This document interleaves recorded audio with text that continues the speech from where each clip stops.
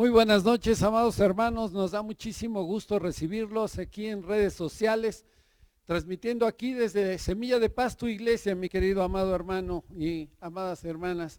Hoy proseguimos con nuestro estudio Conociendo la mente de Cristo y hoy tenemos el estudio número 23. Nuestro tema de hoy es un tema fuerte, mis amados, pero es necesario que lo entendamos. El mensaje se llama Piensa antes de actuar. Acompáñenme a orar. Señor, te damos gracias, Padre, en esta noche, Señor, por tu amor y misericordia. Como todas las noches, cuando tenemos nuestro estudio, levantamos oración pidiéndote dirección correcta en todo lo que emprendamos, Señor. Gracias te damos, Padre, por lo que tú hoy estás haciendo y harás en nuestras vidas. Ante todo, Padre, te pedimos que tú reveles lo que deberemos nosotros de aprender para seguir madurando en el camino de la verdad y la vida, tu Hijo Jesucristo. Te damos gracias, Señor, en el bendito nombre que es sobre todo nombre, tu Hijo Jesucristo. Amén. Bueno, mis amados, este tema, piensa antes de actuar, pero ¿qué es pensar antes de actuar? Vamos a ver una definición. Es saber guardar silencio cuando es necesario, de meditar antes de hablar, de pensar, de accionar con prudencia. Creo que es sumamente claro que nosotros antes de hablar tenemos que meditar bien sobre nuestros caminos. Si queremos mejorar la calidad también de nuestras relaciones, deberemos de pensar antes de actuar. Es una actitud inteligente, además, es un óptimo entrenamiento para conocernos y así conocer a los demás. Hoy tenemos un versículo guía que es Mateo 10, 26b, en las palabras de nuestro Señor Jesucristo. Dice así: porque nada hay encubierto que no haya de ser manifestado, ni oculto que no haya de saberse. Mis amados, nada hay encubierto. Esto significa algo escondido u oculto, algo que ha sido ignorado, algo que es camuflado, algo que es secreto, algo que es solapado, algo que es falso, que es disimulado o fingido. Esto es el original de nada hay encubierto. Y también dice nuestro versículo guía que no hay nada o no haya de ser manifestado. La palabra ser manifestado podríamos definirla de esta manera: que se hará visible, que quedará clara. Y cuando dice que ni oculto, que no haya de saberse, esta palabra oculto, que no se da a conocer. Esto es importante. No se ha dado a conocer, está oculto, que no se ha dejado ver. Está ahí guardado, pero dice la palabra del Señor que no hay nada encubierto que no haya de ser manifestado, ni oculto que no haya de saberse. También leemos en Lucas 12, del 2 al 3, así. La palabra de Dios nos dice en el versículo 2, no hay nada encubierto que no llegue a revelarse, ni nada escondido que no llegue a conocerse. Así que todo lo que ustedes han dicho en la oscuridad se dará a conocer a plena luz, y los que han susurrado a puerta cerrada se proclamará desde las azoteas. En estos versículos el Señor Jesucristo nos está diciendo claramente que nada de lo que hacemos está oculto, amados. Nada de lo que tú haces y crees que nadie se entera. No, mi amado y mi amada, el Señor sabe perfectamente qué es lo que tú tienes dentro de tu corazón. Y por ende todo será revelado. Incluso las cosas que hacemos en secreto y que solo nosotros conocemos y que creemos que están bien escondidas, también se van a dar a conocer. Y ahora les quiero poner un ejemplo que yo leí en un artículo que me llamó la atención porque es algo similar a lo que vamos a tratar el día de hoy. Leo a continuación el testimonio de una persona. La vida de los espías que trabajan para las naciones es una vida de alta tensión y mucho estrés, porque viven una vida doble o aún triple a veces. Y cita el autor de este artículo de esta manera: una vez conocí a un hombre que era doble agente secreto, doble. Recibía un pago en una tienda de un mercado de Rusia y otro en una perfumería elegante de Estados Unidos. Y yo digo, qué vida tan difícil. Este hombre tenía que estar entre dos fuegos. Y este hombre también tenía que guardar cada palabra, cada acción y aún su actitud, su expresión, porque le podía delatar en cualquier momento y entonces podría ser muerto este hombre. Hoy nuestro mensaje está dirigido a los matrimonios y a aquellos cónyuges que han caído en la falta de engañar a su pareja, pero también a los que tratan de ocultar algo ante Dios. Comencemos. La vida de un casado que está engañando a su cónyuge es igualmente estresante que la misma historia de la que acabamos de leer del espía. Tremendos nervios ha de ser para una persona que engaña a su esposa cuando suena el celular o suena el teléfono. Seguramente hasta suda. Se vuelve también un gran actor que podría ganar un Oscar, porque tendría que estar viviendo en una vida doble, una vida, inclusive hay personas que viven en una vida triple, y esto es terrible para estas personas. Yo quiero asegurar también que hay personas que han engañado a sus esposas, pero yo quiero decirle, o a sus esposos, y quiero decirles que verdaderamente engañar a nuestra pareja es muy difícil, porque ¿quién sino nuestra pareja, que nos conoce perfectamente, sabe mejor que nadie cuando nosotros estamos ocultando algo? Es más, la Biblia dice en Números 32, 23b, así: tened por seguro que vuestro pecado os alcanzará. Pero ¿qué quiere decir esto? Que no es posible esconder el pecado por mucho tiempo. Siempre habrá un desliz, un descubrimiento, un descuido, un momento cuando todo sale a la luz, porque la luz, amados, lo dice la palabra del Señor, siempre vence a las tinieblas. Los que andan en tinieblas escondiendo sus pecados, de repente la luz les va a revelar ese secreto que ellos creían que tenían tan escondidos y va a salir la verdad. Proverbios 28:13 dice así: el que encubre sus pecados no prosperará, mas el que los confiesa se aparta alcanzará misericordia. Este proverbio nos habla de confesar el pecado ante Dios, de apartarse. Por eso hoy yo te invito a que pienses antes de actuar. Alguien dijo que tenemos dos ojos y dos orejas, pero solo una boca, porque debemos observar y escuchar dos veces antes de hablar una vez. Veamos algunos ejemplos bíblicos de quien no pensó antes de actuar. Voy a dar uno en el Antiguo Testamento y después daré uno en el Nuevo Testamento. En el Antiguo Testamento tenemos en nuestro primer ejemplo el pecado de David con Betsabé. Fue conocido y comentado. Pecado que David trató de esconder por más de un año. David en el Salmo 51 se arrepiente de lo que le sucedió, pero este salmo no fue escrito inmediatamente después del que sucedió el pecado, sino que pasó todavía el nacimiento de ese niño, el bebé, y producto también del adulterio de David, que cuando más tarde llega el profeta Natán a su vida y lo confronta a David y descubre la maldad en la cual había caído David.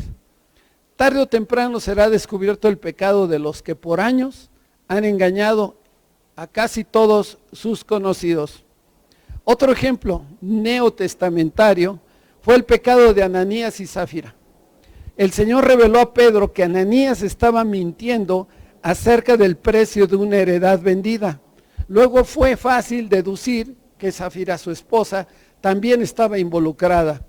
La muerte de estos dos engañadores y mentirosos debería de aumentar el temor reverente al Señor nuestro Dios, porque nosotros debemos de entender que nosotros no podemos engañar a Dios, nadie lo puede hacer, amados hermanos, pero me parece que todavía muchos creen que pueden burlarse de Dios y engañarlo, y engañar a su cónyuge y a otros también. Gálatas 6, del 7 al 8, dice así: no os engañéis, Dios no puede ser burlado, pues todo lo que el hombre sembrare, eso también segará. Amado, aprendamos a sembrar en buena tierra, a sembrar en nuestro matrimonio para que florezca, que crezca, que tengamos hijos verdaderamente que sigan el camino de Dios y no que se alejen de Dios porque no quisieron seguir ese camino. Es por eso que yo te digo, debemos de pensar antes de actuar. Y una pregunta: si fuese castigada por Dios cada vida doble matrimonial, tan rápidamente como en el caso de Ananías y Zafira, que ese mismo día ellos prácticamente, podemos decir, murieron, imagínate cuántos viudos o viudas habría hoy. Según las estadísticas, hay muchas vidas dobles entre la cristiandad. O sea, los que se describen como cristianos y los que dicen serlo y los que verdaderamente lo son. Pero aquellos que eligen vivir en la carne, solo Dios sabe qué porcentaje de matrimonios hay y que viven una vida doble. ¿Cuántos habrá, mis amados hermanos, los que viven engañando a su pareja? Ante el gran número de divorcios hoy en día, podíamos asegurar que este pecado de infidelidad ha acabado con muchos matrimonios y ya ha salido a la luz el secreto en algunos casos y otros están por salir. Recuerda que todo está expuesto a la luz, sino ahorita, ciertamente después, todo se va a aclarar.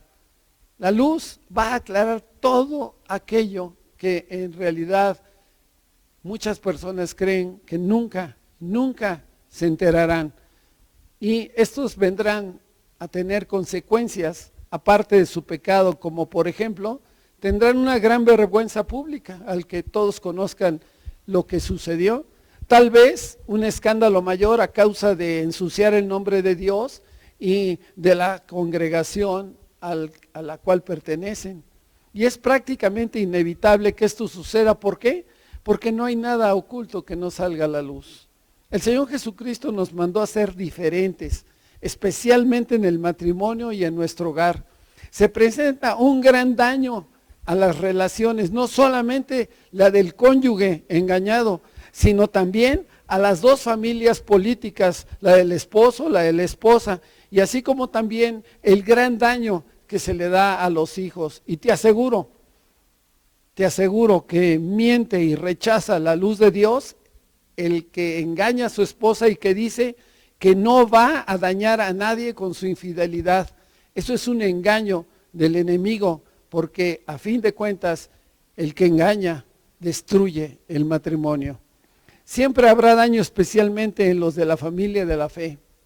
También hago notar que el que vive una vida doble esto es importante que lo grabes en tu corazón, en tu mente, y que veas lo que yo te voy a decir hoy. También hago notar que el que vive una vida doble sería incapaz de entregarse a otro o a otra de una manera saludable y fiel. El engañar se ha vuelto parte de su personalidad. Ese es el autoengaño que resulta del pecado. El engañador casi siempre tiene que seguir haciéndolo porque su carácter se ha contaminado con tantas mentiras que ya no sabe vivir en la verdad. Su vida espiritual es dañada de tal manera que será sumamente difícil volver a ser como antes era. David fue un gran siervo de Dios, pero nunca fue igual después del episodio con Betsabé.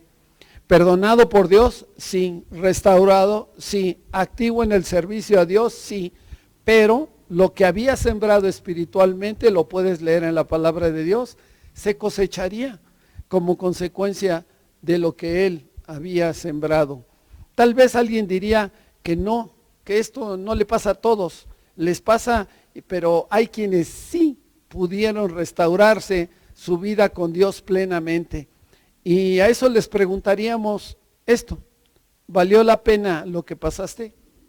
¿Estás igual, peor o mejor en tu relación con Dios o con los otros? ¿Qué consejo darías al que está pasando por lo mismo que tú has pasado? Amados hermanos, debemos de apercibir a tiempo al que sabemos que lo está haciendo y prevenirlo de los malos resultados que vendrán, porque tarde o temprano saldrán a la luz. Y algo muy importante: tú habrás librado tu alma. Bueno, ahora quiero que veamos el consejo bíblico y vamos a ver la palabra apercibir también. Pero vamos a ver primero el consejo bíblico. En Ezequiel 3:17, si son tan amables, abran su Biblia y vamos a Ezequiel 3:17. Dice la palabra del Señor así: Hijo de hombre, yo te he puesto por atalaya a la casa de Israel. Oirás pues tú la palabra de mi boca y los amonestarás de mi parte. Esta palabra atalaya significa natsar en el original y significa cuidar, cumplir, guardar, librar, mirar y velar. Esto es lo que nosotros hacemos como pastores. Nosotros somos atalaya en la iglesia y por lo tanto cuidamos a las ovejas y las guardamos, las libramos y las velamos por ella, orando en todo momento y pidiéndole al Señor que les abran sus ojos para que vuelvan en sí. Entonces, en el versículo 18, porque es importante que lo leamos, dice así, ya leímos el 17: Cuando yo dijere al impío, de cierto morirás, y tú no le amonestares, ni le hablares para que el impío sea percibido de su mal camino, a fin de que viva, el impío morirá por su maldad, pero su sangre demandaré de tu mano. Así es que nosotros a esa persona que no conoce de Dios, sí tendremos que darle dirección y decirle qué es lo que creemos nosotros que está mal hecho conforme a la palabra de Dios. Eso se llama apercibirlos. Y la palabra percibir significa esto en el original: amonestar, advertir, aconsejar, avisar, enseñar y resplandecer. Me quedo con amonestar y advertir y aconsejar. Esto es bien importante en la vida de todos los que conocemos de Cristo. Como por ejemplo, si una hija o un hijo empieza a salirse del camino, nosotros deberemos de apercibirlos a tiempo. Versículo 19: Pero si tú amonestares al impío y él no se convirtiere de su impiedad y de su mal camino, él morirá por su maldad, pero tú habrás librado tu alma. Tú ya lo amonestaste, le dijiste que no hiciera lo que está haciendo. Y después viene en el versículo 20 a lo que es el justo, el que conoce de Dios. Si el justo se apartare de su justicia e hiciere maldad, pusiere yo tropiezo delante de él, él morirá, porque tú no le amonestaste. En su pecado morirá y sus justicias que había hecho no vendrán en memoria, pero su sangre demandaré de tu mano. Y en el versículo 21 dice así: Pero si el justo amonestares para que no peque y no pecare, de cierto vivirá, porque fue amonestado y tú habrás librado tu alma. Amados hermanos, recuerden que tenemos que pensar antes de actuar en las consecuencias que podrían traer toda esta situación, antes de que entremos en un acto que pudiera ser un acto que ofendiera a Dios, un acto de pecado. Y además, es importante que nosotros sintamos paz en nuestro corazón por haber apercibido al que iba a o ha cometido un error. Tal vez este estudio sirva, mis amados, para que alguno logre salir a tiempo de esta clase de vida de engaño que vive o que está comenzando a vivir. Si tú estás en tal embrollo y quieres salir, tienes que hacer esto: reconoce que es un pecado contra Dios, contra tu cónyuge, tu familia, tanto en lo natural como en lo espiritual. Confiésaselo a Dios y en su tiempo a las personas heridas, y deja inmediatamente a esa pareja que no es la que Dios te dio. También deberás conseguir la ayuda de un pastor que te aconseje y que sea de tu confianza, con quien estarás dispuesto a rendir cuentas regularmente, cuentas espirituales, amados, y honestas. También tienes que mantener una vida cristiana muy disciplinada, buscando al Señor para que tus fuerzas espirituales no decaigan y que con la ayuda del Espíritu Santo de verdad no vuelvas a caer en una vida doble. Asimismo, debes de comenzar la restauración matrimonial lo más rápido que puedas, si es posible. Sé que este estudio es fuerte, mis amados, pero la voluntad del Señor Jesucristo es apercibirnos y advertirnos y aconsejarnos.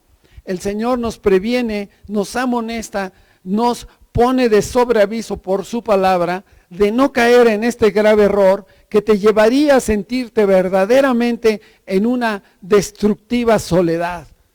Terrible vivir en soledad, mi querido amado hermano.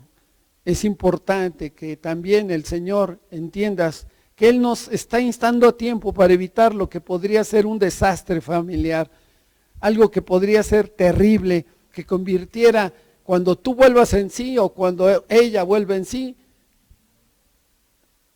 y voltees a ver tu familia, ella sea ya un desierto, que todo esté destruido, mis amados, seco. Yo te pido, Padre, que hagas entender a todos aquellos que han cometido estos errores o están por cometerlo. Y todo porque negaron en su corazón lo que el Señor Jesucristo les enseñaba. Por último, vamos a ver Efesios 5:8. Dice así: porque en otro tiempo erais tinieblas, mas ahora sois luz en el Señor. Andad como hijos de luz, y no participéis en las obras infructuosas de las tinieblas, sino más bien reprendedlas, desapruébalas, quítalas de tu vida. Y en el versículo 12 dice: porque vergonzoso es aún hablar de lo que ellos hacen en secreto. Versículo 13, mas todas las cosas, cuando son puestas en evidencia, por la luz son hechas manifiestas, porque la luz es lo que manifiesta todo. Recuerda, un siervo de Dios tiene que obedecer a su Señor. Y espero con todo mi corazón que este estudio haya sido de ayuda muy a tiempo. Una decisión de segundos puede traerte consecuencia de años, mis amados hermanos. Así que piensa antes de actuar.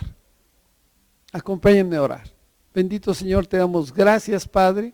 Sabemos que esta palabra ha sido dura, tal vez como una espada de doble filo, Señor, pero tú nos dices que debemos de hablar con la verdad, porque así es lo que está escrito en tu palabra, porque tu palabra es útil para enseñar, para redarguir, para corregir y para instruir en justicia a todo hombre para buena obra, Señor. Yo te pido que tú toques el corazón de todos los oyentes, Señor, y si alguno está comenzando o está desarrollando un tema como el que hemos hablado, yo te pido, Señor, que toques el corazón de esa persona y que él regrese al camino. Si tú quieres recibir a Cristo en tu corazón hoy, yo te pido que lo recibas de todo tu corazón y lo declares así. Tú que estás ahí en las redes sociales y tal vez estás sintiendo que es necesario tener una relación verdadera con el Señor, dile: Señor, me arrepiento de mis pecados, recibo a tu Hijo Jesucristo en mi corazón, reconozco que Él es un Dios vivo, pues Él murió en la cruz pero resucitó al tercer día, y que Él llevó en la cruz todas mis enfermedades, todas mis dolencias, todo aquello, Señor, que en nada edifica mi vida. Te doy gracias, Padre, reconozco a Jesucristo como el camino, la verdad y la vida. En el bendito nombre de tu Hijo Jesucristo. Amén. Que Dios los bendiga, mis amados hermanos. Nos vemos en la siguiente entrega.